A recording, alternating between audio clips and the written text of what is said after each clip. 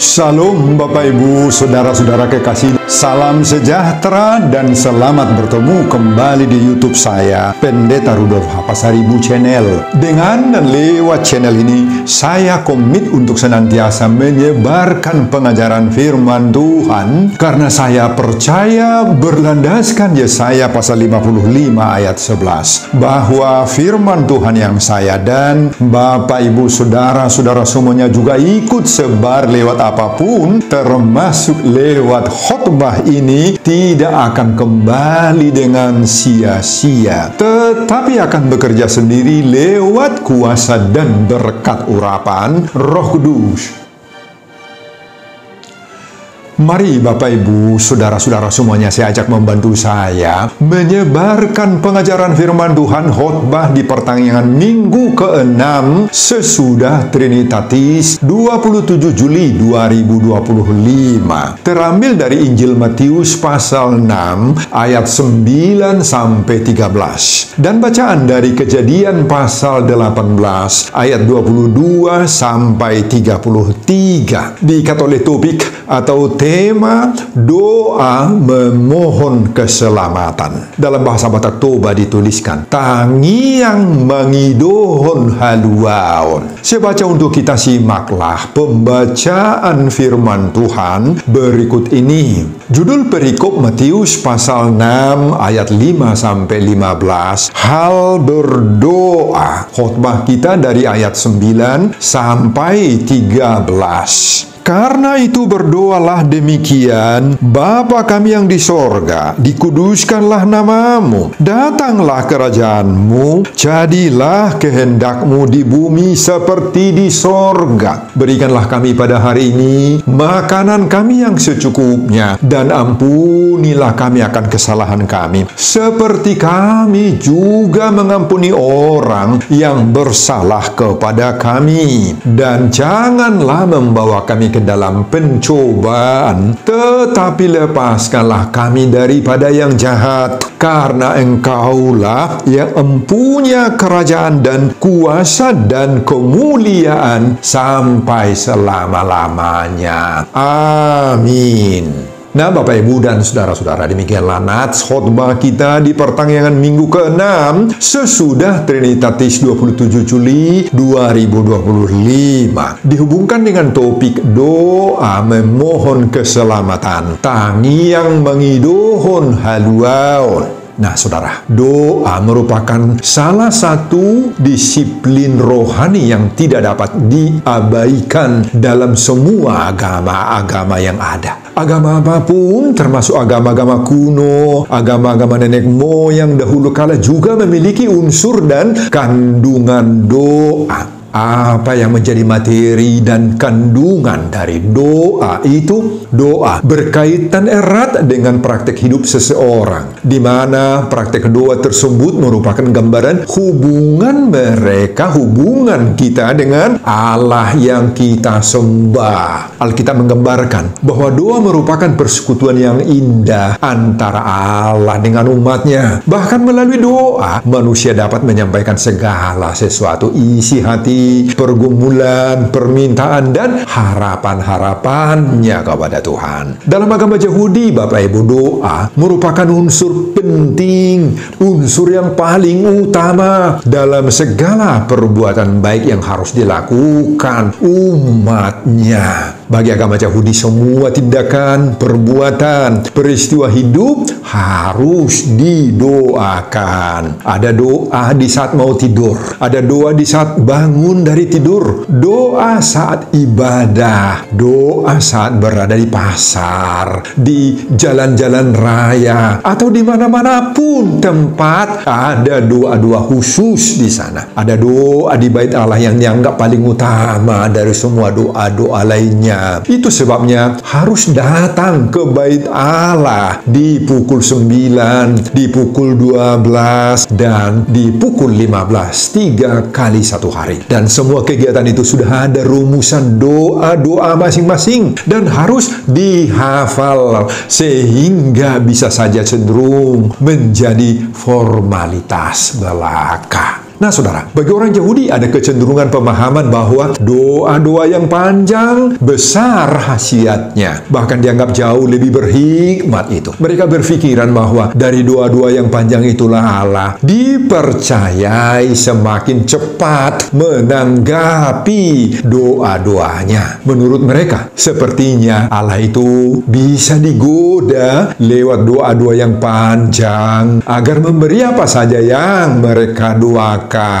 Nah, lewat doa-doa yang panjang itu mereka pasti percaya bahwa Tuhan memberikannya. Malahan Bapak Ibu, mereka memanjatkan doa-doa di tempat ramai, di tempat orang-orang berkumpul, di simpang-simpang 4 dan lain-lain. Jadi bisa saja terkesan seperti apa? Seperti pamer diri supaya dilihat orang. Itu sebabnya pada nats paralel dari khotbah ini, yakni Lukas pasal 11 ayat 1. Murid-murid Yesus datang kepada Yesus meminta, "Tuhan, ajarlah kami berdoa." Nah, permintaan ini dilatar belakangi oleh karena murid-murid itu sedang kebingungan menentukan bagaimana berdoa yang benar. Dan ternyata Yesus meresponi permintaan para murid-murid itu. Sehingga mulai dari ayat 5 dan seterusnya sebelum khotbah kita ini, Yesus mengajar murid-murid itu tentang doa yang benar, yang baik,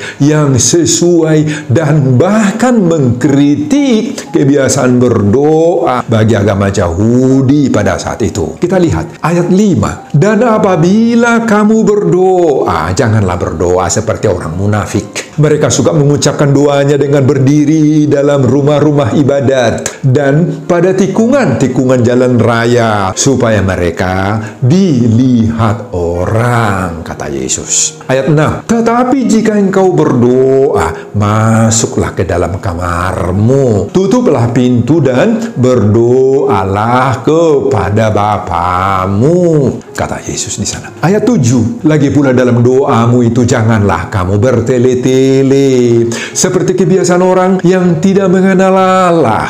Mereka menyangka bahwa karena banyaknya kata-kata doanya akan dikabulkan." Nah, Bapak, Ibu, dan saudara-saudara, setelah Yesus memberi teguran dan kritiknya terhadap doa-doa yang dipanjatkan oleh orang Yahudi yang penuh kemunafikan itu, maka pada nats khotbah kita ayat 9 sampai 13, Yesus memberi rumusan, acuan doa yang baik, yang benar, yang umum. Itulah doa Bapa kami yang di sorga ini. Teguran Yesus ini bukan bertujuan melarang adanya praktek-praktek doa di hadapan umum, maupun yang dipanjatkan orang secara berulang-ulang, melainkan Yesus mau mengajar dan memberikan arahan kepada murid-murid itu bagaimana doa yang benar itu. Inilah doa Bapa kami. Saudara, doa Bapa kami ini merupakan dasar, acuan, dan pedoman setiap doa bagi murid-muridnya, bagi orang percaya. Doa ini berisi 2 unsur penting menyangkut pengenalan kita akan diri, akan kemuliaan dan kekuasaan Tuhan, serta kebutuhan dan hal-hal yang berhubungan dengan diri kita orang percaya, kebutuhan kita manusia. Ini dimintakan kepada Tuhan dalam doa ini. Saudara, mari kita dalami kandungan penting doa Bapa kami ini. Ada 7 isi doa ini, mulai dari 1 buah sebutan atau panggilan kepada Allah dan 6 permintaan dan permohonan. Mari kita lihat pada ayat 9a. Doa ini dimulai dengan seruan Bapa kami yang di sorga. Nah, saudara, Allah itu disebut Bapa kami. Ini mengindikasikan adanya relasi yang akrab, yang intim, yang sangat-sangat dekat sekali antara si pendoa dengan Allah itu. Allah itu Bapaknya. Nah, kata kami di sini, Bapa kami, ini menunjuk pada kepemilikan, yang berarti bahwa Allah itu bukan hanya sekedar Bapa dari Yesus sendiri, tetapi juga Bapa bagi kita setiap orang percaya, Bapak Ibu. Nah, kemudian pada ayat 9b, inilah permintaan pertama. Dikuduskanlah namamu. Dari sejak dahulu dan sampai selama-lamanya, Bapak Ibu, nama Allah itu tetap kudus toh. Tidak ada perubahan. Tetapi setiap pendoa perlu menyebutkan ini dalam doanya dengan tujuan menempatkan Allah itu sebagai yang paling utama, paling tertinggi, paling kudus dalam dirinya sebagai wujud penghormatan, otoritas, dan kuasa Allah. Nah, sebagai Allah yang kudus, dialah satu-satunya yang layak dipuji, disembah, dan ditinggikan. Tidak ada Allah-Allah lain, ilah-ilah lain yang setara dengan Allah untuk dipuji. Kemudian pada ayat 10a, ini permintaan kedua. Datanglah kerajaanmu. Nah, seruan ini menyangkut pengharapan orang Yahudi akan datangnya kerajaan Allah secara eskatologis dalam wujud kemerdekaan mereka dari penguasa-penguasa negara-negara lain. Tetapi supaya Tuhan memulihkan kerajaan Daud dahulu, sekarang juga pada saat ini ketika orang percaya menyebutkan dalam doa memaksudkan pengharapan dan terwujudnya kuasa, kehendak, dan rancangan Tuhan dalam diri kita. Itulah permintaan kalau kita sebut datanglah kerajaanmu, yakni agar kebenaran Allah terwujud itu dalam diri setiap pendoa, setiap orang percaya, setiap kita, Bapak Ibu. Kemudian ayat 10b, inilah permintaan ketiga. Jadilah kehendakmu di bumi seperti di sorga. Nah, saudara, setelah kalimat datanglah kerajaanmu tadi diucapkan, kemudian diikuti jadilah kehendakmu. Nah, orang percaya harus memahami dan menyesuaikan kehendaknya kepada kehendak Allah. Setiap kita harus memiliki ketaatan sepenuhnya dan mau menanti-nantikan kehendak Allah dan menaati kehendak Allah yang diizinkan terjadi dalam diri kita itu, Bapak Ibu. Kemudian ayat 11, ini permintaan yang keempat. Berikanlah kami pada hari ini makanan kami yang secukupnya. Nah, saudara, makanan atau roti merupakan kebutuhan pokok bagi semua orang, toh semua kita tahu. Bahkan makanan atau roti itu selalu menjadi persoalan bagi manusia. Makanya dibutuhkan campur tangan Allah agar memberi kita makanan, seperti menurunkan roti atau manna bagi orang Israel saat dahulu berada dalam perjalanan keluar dari Mesir menuju tanah Kanaan. Nah, jadi dalam segala hal, Bapak Ibu, maka kita si pendoa ini harus memiliki ketergantungan sepenuhnya pada Tuhan. Ayat 12, ini permintaan yang kelima. Ampunilah kami akan kesalahan kami, seperti kami juga mengampuni orang yang bersalah kepada kami. Nah, saudara, mengampuni sesama itu merupakan pengajaran yang sudah lama dikenal dalam agama Yahudi. Mereka percaya bahwa apabila mereka mau terlebih dahulu mengampuni sesamanya, maka Tuhan juga akan segera mengampuni mereka. Yesus juga memperingatkan, tanpa ada pengampunan ini, maka segala sesuatu dalam hidup kita ini sia-sia belaka, Bapak Ibu. Dan yang terakhir ayat 13, inilah permintaan yang keenam. Janganlah membawa kami ke dalam pencobaan, tetapi lepaskanlah kami daripada yang jahat. Nah, saudara, inilah permohonan yang ditempatkan pada bagian akhir khotbah kita ini. Banyak hal yang bisa membuat manusia agar menjauh dari Tuhan, Bapak Ibu. Makanya butuh topangan doa dari Tuhan. Nah, kalau kita sudah menjauh dari Tuhan, apa yang terjadi? Ini berakibat adanya atau terjadinya kejatuhan, kematian rohani. Makanya kita butuh topangan dari Tuhan. Amin Bapak Ibu dan saudara-saudara. Nah, itulah isi khotbah kita di pertanggal minggu ke-6 sesudah Trinitatis 27 Juli 2025 dihubungkan dengan topik doa memohon keselamatan, tangiang mengidohon haluaon. Nah, mari kita dalami makna doa. Dan doa Bapa kami ini berdasarkan pengajaran Tuhan bagi kita lewat khotbah ini. Pengajaran pertama, doa merupakan sumber kekuatan kita. Nah, saudara, ada banyak dan ada beragam-ragam pemahaman orang Kristen tentang doa. Bagi kita orang Kristen Protestan, kita belajar dari pengajaran Martin Luther menyangkut pemahaman praktis dan konkret dari doa. Apa kata Martin Luther tentang doa? Martin Luther berkata doa itu adalah jantung dan nafas dari kehidupan orang Kristen, orang percaya. Kenapa Luther menyebut bahwa doa merupakan nafas dan jantung rohani dari orang Kristen? Nah, kita semua tahu tentunya tuh bahwa nafas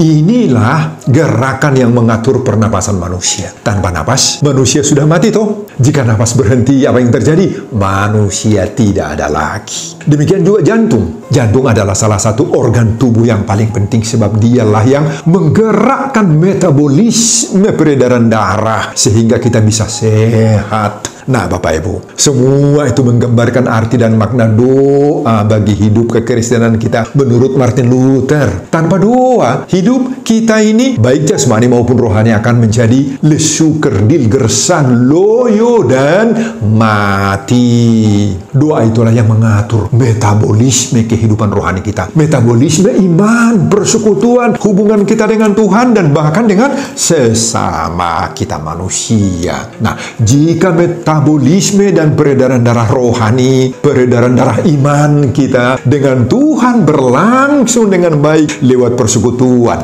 lewat doa-doa kita, lewat hubungan yang baik dengan Tuhan, maka kita akan sehat secara rohani. Kita akan berada dalam damai sejahtera, akan ada sukacita, bahagia, meskipun kita dicerca oleh ragam-ragam persoalan dan kemelut hidup. Nah, itu sebabnya Martin Luther berkata, jika saya lupa berdoa dalam satu hari, maka saya akan kehilangan tenaga, kekuatan, dan daya kerja saya untuk 2 hari. Sebaliknya, Martin Luther juga mengatakan, jika saya berdoa dalam satu hari, saya merasakan kekuatan saya akan bertambah, semangat saya akan bertambah untuk 2 hari. Nah, Bapak, Ibu, dan saudara-saudara, pengajaran ini mengingatkan kita sekarang agar kita jangan lengah dalam hal berdoa. Jangan pernah lupa berdoa, apalagi sampai berhari-hari tidak pernah berdoa.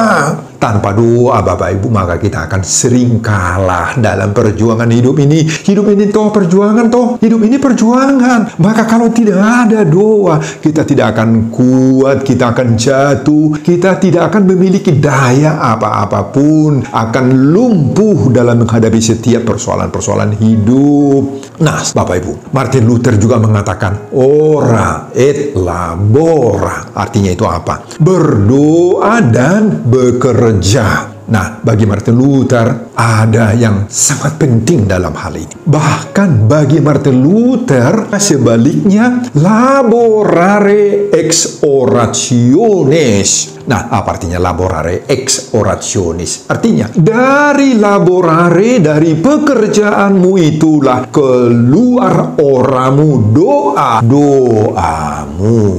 Nah, apa artinya itu, Bapak Ibu? Doa tidak hanya sekedar kalimat-kalimat atau ucapan-ucapan yang keluar dari mulut bibir kita, tetapi pekerjaan, aktivitas, kegiatan yang kita lakukan juga adalah doa. Doa kita, kata Martin Luther. Doa juga keluar dari pekerjaan-pekerjaan yang kita gumuli. Dari pekerjaan itu keluar pujian, penghormatan, dan ucapan syukur kita kepada Tuhan. Makanya, Bapak Ibu, jaga, pelihara, dan rawatlah dengan baik-baik laburmu, hidupmu, pekerjaanmu itu, aktivitas sehari-hari itu, jagalah itu. Itulah orang suara doa kita kepada Tuhan. Dan topik minggu ke-6 sesudah Trinitatis 27 Juli 2025 ini mengingatkan kita agar tetap lakukan doa memohon keselamatan, tangiang mengiduhun haluaun, supaya kita tetap kuat, kokoh, teguh menghadapi pergumulan sehari-hari. Amin Bapak Ibu dan saudara-saudara.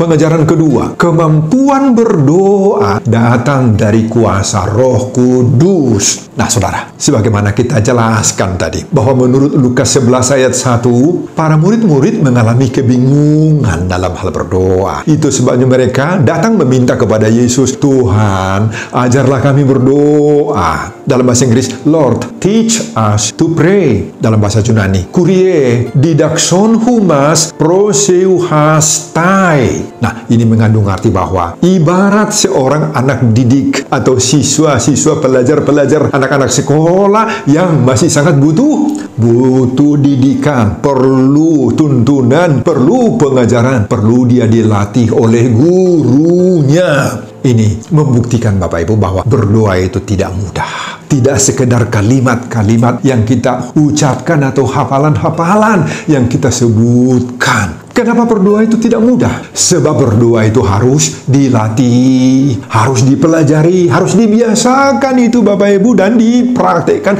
kemudian diaplikasikan. Nah, kemampuan berdoa itu tidak datang sendiri dalam diri kita, para pendoa ini, tidak. Harus ada guru yang mendidik, yang mengajar, dan yang melatih, seperti siswa-siswa tadi dilatih oleh gurunya. Dalam mendapatkan kemampuan berdoa itu, kita membutuhkan proses, membutuhkan waktu, dan bahkan harus ada usaha dari dalam diri kita, kemauan kita sendiri. Nah, Bapak Ibu dan saudara-saudara, siapakah guru yang mengajar, yang melatih, dan yang membimbing kita berdoa itu? Nah, kita temukan dalam Roma 8 ayat 26. Di sana ditulis, demikian juga Roh membantu kita dalam kelemahan kita, sebab kita tidak tahu bagaimana sebenarnya harus berdoa, tetapi Roh sendiri berdoa untuk kita kepada Allah dengan keluhan-keluhan yang tidak terucapkan. Nah, Bapak Ibu, jika bukan karena kuasa dan bimbingan Roh Kudus, maka kita tidak akan bisa berdoa dengan baik, dengan benar. Tidak bisa, Bapak Ibu. Kita akan gagap, akan kaku, bahkan selalu menolak terus untuk berdoa. Nah, oleh karena itu, jika di antara Bapak Ibu dan saudara-saudara ada yang termasuk dalam hal ini sulit berdoa misalnya, maka kita perlu seperti murid-murid tadi datang kepada Yesus mengatakan, Tuhan, ajarlah kami berdoa. Nah, ada banyak yang perlu kita doakan Bapak Ibu dalam hidup ini, khususnya tentang keselamatan kita. Sebagaimana topik minggu ke-6 sesudah Trinitatis 27 Juli 2025 ini, doa memohon keselamatan, tangiang mengiduhun haluaun. Maka mintalah kepada Yesus kuasa doa itu. Mintalah kepada Roh Kudus Bapak Ibu kuasa untuk berdoa, untuk mengatakan segala sesuatu pergumulan kita kepada Tuhan lewat doa kita. Amin Bapak Ibu dan saudara-saudara. Pengajaran ketiga, resapi dan camkan serta aplikasikan isi doa Bapa kami yang di sorga ini dalam hidupmu. Saudara, doa Bapa kami merupakan salah satu warisan yang paling berharga yang langsung diberikan oleh Tuhan Yesus kepada murid-muridnya dan kepada kita sekarang. Sebagaimana saya jelaskan tadi, doa ini mengandung 7 makna penting yang dapat dibedakan dalam 2 hal secara keseluruhan. Pertama, panggilan dan dorongan untuk memuliakan Tuhan pada ayat 9 dan 10. Kemudian yang kedua, kita diberi kebebasan untuk meminta segala kebutuhan kita kepada Tuhan, ayat 11 sampai 13. Jadi singkatnya Bapak Ibu, doa Bapa kami ini mengandung pujian, penyembahan kepada Allah, dan sekaligus juga berisi penyerahan diri kita sepenuhnya kepada Tuhan. Juga bermohon kepada Tuhan agar benar-benar menjauhkan segala bentuk kejahatan dan dosa-dosa. Nah, Bapak, Ibu, dan saudara-saudara, betapa indahnya doa Bapa kami ini toh. Tetapi yang terpenting bukan hanya indah sekali, tetapi bagaimana kita harus meresapinya, harus menghidupinya, dan mengaplikasikannya dalam hidup sehari-hari kita. Oh, ini sangat penting, Bapak Ibu. Sehingga kata-kata yang diucapkan lewat doa-doa kita itu bukan hanya sekedar hafalan, tidak hanya sekedar kata-kata yang keluar dari mulut bibir kita sendiri, tetapi doa itu, doa apapun, apalagi doa Bapa kami ini, itu adalah sungguh-sungguh keluar dari kesungguhan hati kita yang terdalam lah itu, Bapak Ibu. Oleh karena itu, Bapak Ibu, ketika kita mengucapkan doa Bapa kami ini, di mana dan di saat manapun, kita harus terlebih dahulu mempersiapkan hati batin kita, pikiran kita, supaya kita sadar kepada siapa kita sedang berbicara dan kepada siapa kita sedang menyampaikan, mengajukan doa-doa kita itu. Ingatlah betapa maha besar, maha kasihnya Allah itu, yang adalah Bapa kita, dan Allah kita sendiri itulah yang menempatkan diri kita layak menjadi apa? Anaknya, Bapak Ibu, anak Tuhan kita. Makanya sepantasnya kita menyadari betapa kecil, betapa lemah dan berdosanya kita, namun juga betapa besarnya kasih Tuhan yang diberikan oleh Tuhan itu kepada kita di dalam diri Yesus Kristus. Oleh karena itu, hayatilah isi-isi doamu, Bapak Ibu. Hayatilah terutama doa Bapa kami ini. Di saat kita menyampaikannya dalam doa ini, kita telah terkandung doa memohon keselamatan, tangi yang mengiduhon haluaon, sebagaimana seruan topik minggu ke-6 sesudah Trinitatis 27 Juli 2025. Amin, Bapak Ibu dan saudara-saudara. Sebelum saya mengakhiri khotbah ini, kembali saya mengajak Bapak Ibu dan saudara-saudara untuk membantu saya menyebarkan pengajaran firman Tuhan khotbah di pertengahan minggu ke-6 sesudah Trinitatis 27 Juli 2025 dari Matius pasal 6 ayat 9 sampai 13 ini, agar semakin banyak orang yang mau sungguh-sungguh memahami doa memohon keselamatan, tangiang mengidohon haluaon, termotivasi lewat khotbah ini. Simak juga video-video khotbah saya yang lain, agar Bapak Ibu dan saudara-saudara memiliki sentuhan dan pemahaman rohani yang semakin diperkaya. Buka di YouTube saya, Pendeta Rudolf H. Pasaribu Channel. Selamat mengikuti ibadah pertengahan minggu ke-6 sesudah Trinitatis. Tuhan Yesus memberkati kita. Salam Horas. Amin.